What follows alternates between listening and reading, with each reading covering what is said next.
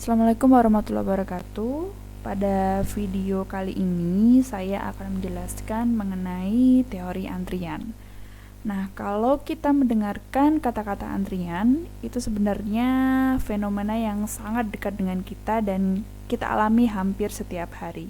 Teori antrian ini tidak hanya berlaku untuk pelayanan atau servis, tapi juga untuk sistem ya, seperti sistem di komputer, kemudian pelayanan di pabrik-pabrik dan sebagainya. Tapi nanti untuk kedepannya saya akan ambil contoh pelayanan servis seperti di supermarket, bank dan sebagainya untuk lebih mudah dipahami. Begitu. Nah, apa sih sebenarnya teori antrian itu? Jadi, teori antrian memuat studi matematika dari antrian atau garis tunggu, di mana garis tunggu sendiri adalah suatu fenomena umum yang terjadi karena permintaan sekarang untuk dilayani melebihi kapasitas sekarang untuk dilayani. Lalu, apa pentingnya mempelajari teori antrian? Kenapa kita harus capek-capek mempelajari teori antrian? Apa sih gunanya? Nah, seperti yang saya bahas sebelumnya, jadi sebab munculnya antrian itu karena kebutuhan layanan melebihi kemampuan fasilitas dari pelayanan. Apa dampak dari antrian ini? Atau apa dampak dari kebutuhan layanan yang melebihi kemampuan fasilitas pelayanan? Dampaknya adalah akan sering timbul antrian. Karena seringnya timbul antrian tersebut, maka ada potensi hilangnya konsumen yang menyebabkan perusahaan merugi. Solusinya adalah menambah fasilitas pelayanan. Sisi bagusnya atau dampak positif dari penambahan fasilitas pelayanan ini adalah mengurangi antrian atau untuk mencegah timbulnya antrian. Namun, karena kita menambah fasilitas pelayanan tersebut, maka biaya untuk memberikan pelayanan tambahan akan menimbulkan pengurangan keuntungan bagi perusahaan. Saya ambil contoh kasus misalkan untuk pelayanan minuman ringan chat time yang biasanya kita beli saat kita jalan-jalan di mall. Nah, biasanya kan banyak tuh orang yang ngantri untuk beli bubble di sana, boba gitu kan. Nah, kalau misalkan di kios chat time tersebut terlalu banyak yang ngantri, maka kemungkinan besar konsumen itu akan tidak jadi membeli. Ini yang akan menyebabkan kerugian di kios chat time tersebut.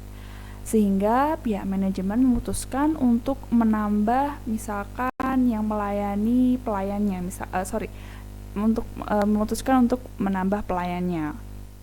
Yang biasanya entah itu di kasirnya, entah itu yang membuat minumannya gitu kan. Nah, dampaknya apa? Dampaknya penambahan staf tersebut itu bisa mengurangi antrian di chat time-nya. Namun di sisi lain perusahaan harus mengeluarkan uang lebih untuk menggaji penambahan staf tersebut. Seperti itu. Bisa dipahami ya? Nah, sehingga dari sini kita tahu pentingnya teori antrian itu agar kita dapat merancang fasilitas pelayanan untuk mengatasi permintaan pelayanan yang berfluktuasi secara random, sekaligus menjaga keseimbangan antara biaya pelayanan dan biaya yang diperlukan selama antri, sehingga kita bisa balance dari kedua poin ini. Gitu.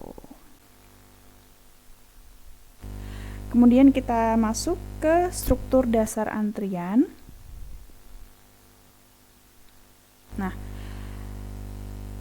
bagan yang saya tampilkan di sini itu adalah struktur dasar antrian yang terdiri dari sumber atau input, kemudian antrian, pelayanan, kemudian keluaran. Jadi satu kesatuan ini disebut sebagai sistem antrian. Apa arti dari masing-masing komponen ini? Jadi input itu adalah pelanggan yang datang untuk meminta jasa pelayanan, yang perlu pelanggan yang minta untuk dilayani. Kemudian sumbernya sendiri ada dua, yaitu finite dan infinite. Apa itu finite input? Jadi finite input itu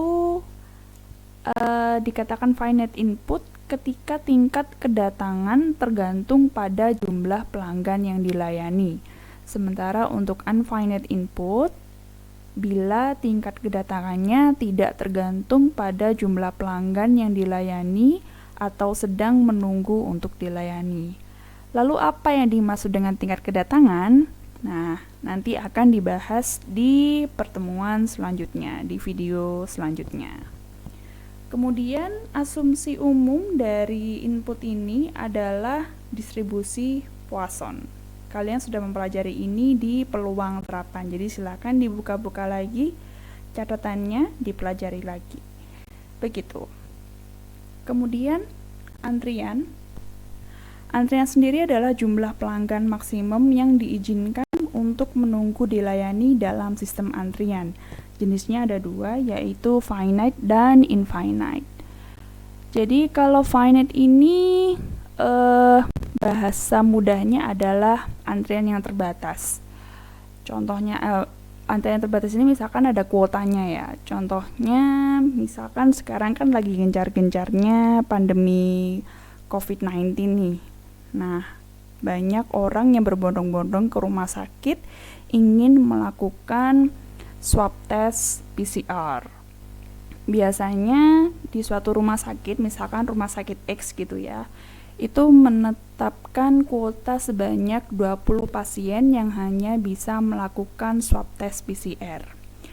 Nah, ketika pasien ke-21 datang dan ingin melakukan swab test PCR, dia tidak bisa dilayani karena kuota 20 pasien tersebut sudah terpenuhi, sehingga dia tidak bisa masuk ke dalam sistem antrian dan tidak bisa dilayani. Sementara untuk unfinite sendiri itu dia tidak ada batasan, tidak ada kuota yang ditetapkan oleh manajemen ataupun dalam sistem antrian. Seperti itu.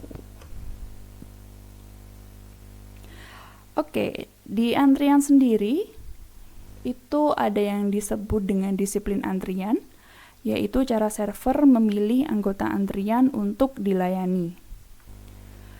Ada 4 jenis disiplin antrian. Yang pertama adalah FIFO, first in, first out, yaitu pelanggan yang datang pertama maka dia akan dilayani terlebih dahulu. Ini adalah disiplin antrian yang paling umum kita temui di kehidupan sehari-hari. Contohnya kasir, kemudian pembelian tiket kereta, bus dan sebagainya, kemudian pelayanan di bank dan seterusnya.